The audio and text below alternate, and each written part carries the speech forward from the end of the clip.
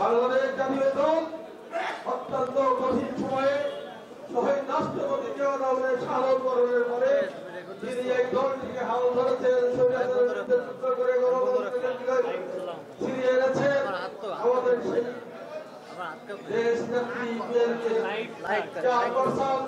সারা দেশের কোন মানুষের নেত্রী প্রমাণ হয়েছে। বাংলাদেশের যে প্রান্তে নির্বাচন করেছেন সর্বোচ্চ ভোটে নির্বাচিত হয়েছে এবং সবচেয়ে কম ভোট পেয়ে তার প্রতিদ্বন্দ্বিতার পরাজিত হয়েছে।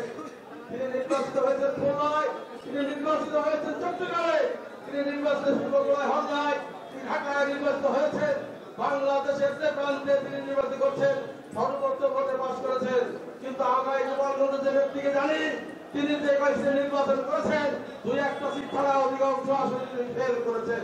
সে কারণেই বেগম খালেদা জিয়াকে দেশ নেত্রী বলা হয়। আমরা সেই দেশ নেত্রীর প্রতি যথাযথ সম্মান নিয়ে আজকে বক্তব্য করতে চাই। দেশ নেত্রী বেগম খালেদা জিয়ার অসুস্থতার কারণে এবং তাকে ফরমাইশি মিথ্যা মামলায় রায় দিয়ে কারারুদ্ধ করার পরে তিনি দলের কঠিন সময়ে হাল ধরলেন।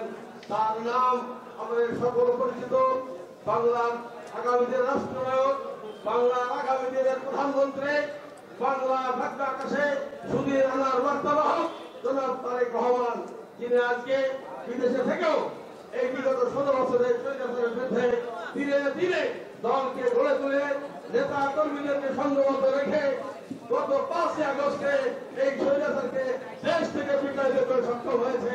আমি তার প্রতি শ্রদ্ধা জানাতে চাই। আজকে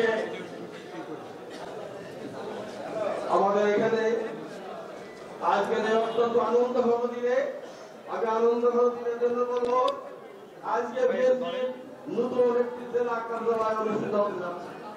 আমি নতুন বলছি এ কারণে আমরা বিগত 16 বছরে গোপালগঞ্জে একটি অফিস প্রতিষ্ঠা করতে পারি নাই। লক্ষ লক্ষ টাকার অফার দিয়েছি, কোনো বাড়িওয়ালা আমাদেরকে বাড়ি ভাড়া দেন নাই। বাড়ির প্রতিবাদে আমরা পরিবহন দেবো, তারপরে বাড়ি ভাড়া পাই নাই। 5 তারিখের পরেও আমরা অনেকের দিদি ছিল কোন সময় জন্য শেখ হাসিনা নদী পাড়ে বার চলে আসে, সে কারণে অনেকে আমাদের তাকে পাবেন না। তারপরেও নানা অসুবিধার মধ্যে আমার পৌরী করার বাসায় আমরা জেলা বিএনপির কার্যালয়ে সমুদ্র কার্যক্রম পরিচালনা করেছি। আজকে আমরা আনুষ্ঠানিকভাবে নতুন ভাবে আমরা নতুনের জন্য আগেও ছিল আমাদের বাড়িতে আমার বাসায়, কিন্তু এটা আজকে আমরা আনুষ্ঠানিকভাবে এই মার্কেটে আমরা যে নতুন অফিস স্থাপন করলাম, উদ্বোধন করলাম। এই উদ্বোধন অনুষ্ঠানে আপনাদের সকলকে ধন্যবাদ, অভিনন্দন জানাই। উপস্থিত আছেন জেলা উপজেলা নেতৃবৃন্দ, পৌরসভার নেতৃবৃন্দ, উপস্থিত আছে অন্যান্য পৌরসভায় উপজেলা কার্য নেতৃবৃন্দ, অঙ্গ সংগঠন, ছাত্র দল, শিশু সংগঠন, জাসাদ সহ অন্যান্য নেতৃবৃন্দ, উপস্থিত আছে আমাদের প্রান্তীয় সাংবাদিক ভাইরা, উপস্থিত আছেন প্রশাসনের কর্মকর্তারা, বিশেষ করে আমাদের পুলিশ ভাইরা এই অনুষ্ঠানটি সুন্দরভাবে শুরু করার জন্য সহযোগিতা করেছে, তাদের প্রতি ধন্যবাদ জানাই। আমি আজকে এই গোপালগঞ্জের নতুন কার্যালয় উদ্বোধন হলো। এই অফিসটি গোপালগঞ্জে সকল বিএনপি নেতাকর্মীর অফিস।